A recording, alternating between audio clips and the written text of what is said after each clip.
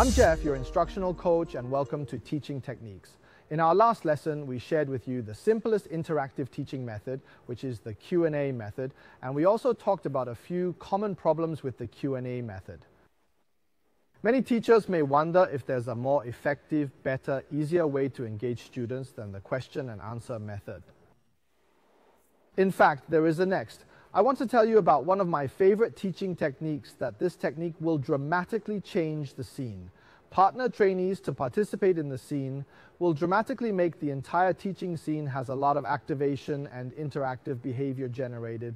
Next, I want to do a workshop to show you the actual operation. Please pay attention to teachers in the process of our operations. There are some different details that you go to see how I do, how I say, and how the students participate in these observations. I will return to our scene to tell you these details and know how. Let's first look at the whole process of the operation of the screen. Next, I'm going to ask you to discuss the topic at hand. Why is the class or why is the training ineffective? What about you guys? There's a bag on your desk. There's some paper and pens in that bag, and there's this later.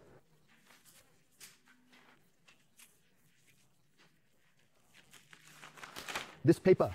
Take it up and hold it for me, thank you. Take up such a big piece of paper and open it all up. Then take the thicker pen, and there's a thicker pen in it, right? I'll ask the team leader to lead your team in discussing the reasons for the class's ineffectiveness. Please assign someone to write down the discussion results. Use a whole sheet of paper and take only 90 seconds for the discussion. After 90 seconds, the team leader should send someone to the stage to report in 30 seconds. Let's start.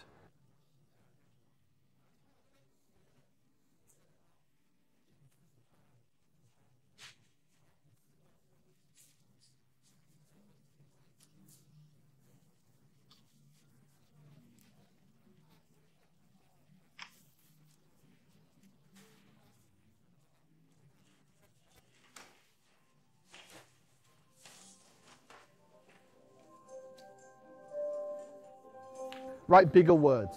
Write bigger words. I think it's sufficient.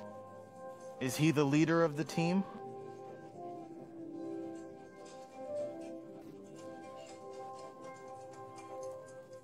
One minute to go, 60 seconds to go.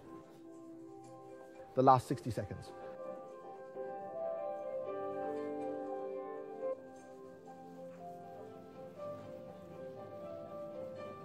The team leader will send a team member to the stage in 30 seconds. Which team will be the first to come up, raise their hands, report, and work overtime? I'll do my best to be fair. There will be a competition. Without a doubt, thanks. Good for you. Come on, one at a time, one at a time.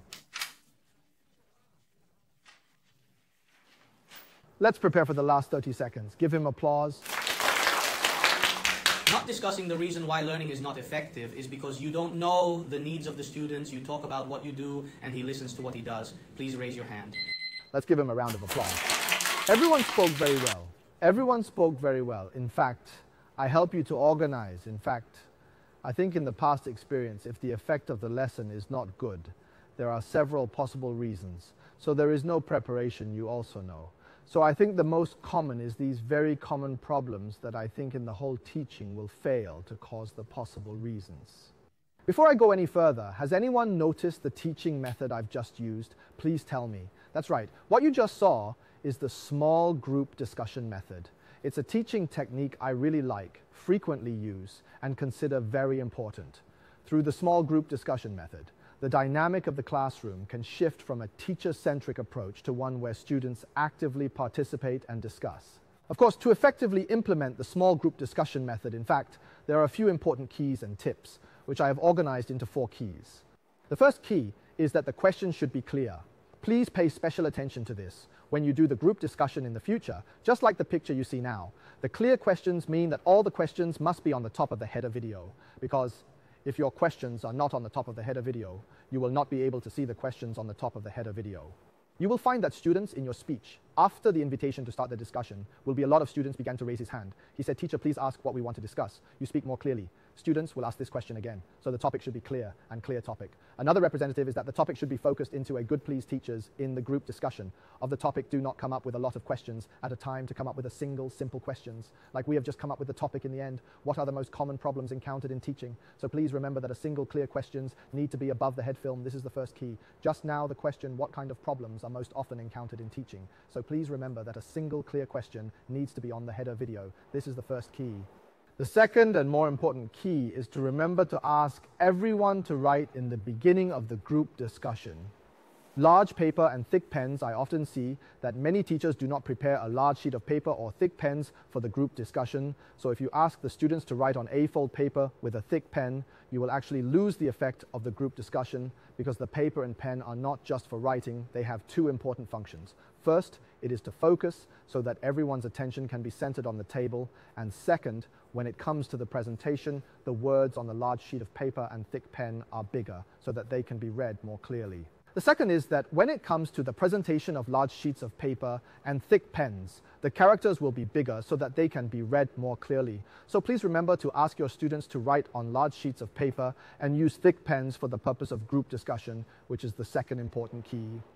The third thing I think is also a very important key to group discussion is time. You may have noticed from the workshop footage that Phuc is constantly counting down the time. Like that discussion I just gave you, 90 seconds. That's right, time to hold on to it a little tighter. Please remember to keep the time pressure on. This is intentional because if the time is looser, for example, if you say, please take your time and discuss for 5 minutes, you will notice that the partners on the spot will get up and go to the other groups to see what they are doing, and then go to the restroom to do it. So the tight time actually makes everyone more focused and concentrated, or even so tight that the discussion can't be finished. Then you may ask me that if the time is really too tight for the discussion to be completed, then what should be the best way to do it? If the time is too tight to finish the discussion, what should we do? This is a very small problem because the time is long in the teacher's mouth. You see that we have not finished discussing. You can say, I see that we have not finished discussing that. I give you another minute, 2 minutes. That is to say, first to grasp the time slowly, after the time to relax, in fact, after a few times, because the same course after a few times, I believe you will grasp a little bit of tight, but the discussion can be completed. So the third principle is that the time should be tightly held. So the third rule is to make time. The fourth principle is to remember to invite students to the stage to present. I think an important key to the group discussion is that after the discussion, to allow students to have the opportunity to present the results of his discussion and ideas. This is not only to present because the presentation, in fact, when students know that he is going to present, when he will be more serious about the discussion and to let their views be heard, in fact, it will also increase the whole team's interaction. That, of course, may be the scene of a very large number of people, that not every group will have the opportunity to present this. I understand that. So you can, after the entire discussion, and then say that we invite which group, first group, second group, to present after that, because of time constraints. Of course, there may be a very, very large number of people on the spot that not every group will have the opportunity to present this. I understand that. So you can say after the entire discussion that we invite which group, the first group, the second group to present. And then, because of the time constraints, we'll move forward so that it is not necessary for every group to present. But please remember that teachers do not start by saying that we will only invite one group to present in the discussion. If you break this point at the beginning, then the level of student participation will be lower because they will want to say that we don't have to be the ones to present. So please remember that we have just reviewed the key points of these 4 group discussions. The first one, remember, is that the topic should be clearly written on the slide, and then remember that the topic should be written on the slide. This question is a separate, very simple question, will of course be slightly more in depth than the question and answer method. It is still different from the question and answer method that the first is the beginning of the discussion to ask the students to write on a large piece of paper with a pen. That the third key is to grasp the time to be teet to teeten. The operation through a few times you will be able to grasp the time that a little bit of a teet, but late in the discussion of that. The last is to invite the students to go up to the stage to express their opinions. In fact, the group discussion method is my very favorite method. Even in the absence of a table scene, can also do group discussion. That because once the discussion begins, you will find that the whole course will be dominated by the teacher's narrative into the students. They discuss their own ideas and opinions. For example, you may say that the course is on the time management of the course that you can also be out of that, what are the methods of time management? In fact, it is important for students to know some of the basic methods, such as fire prevention practices. Know some basic methods, such as what to do to prevent fire disasters. Actually, let students contribute their own ideas and opinions before the teacher speaks.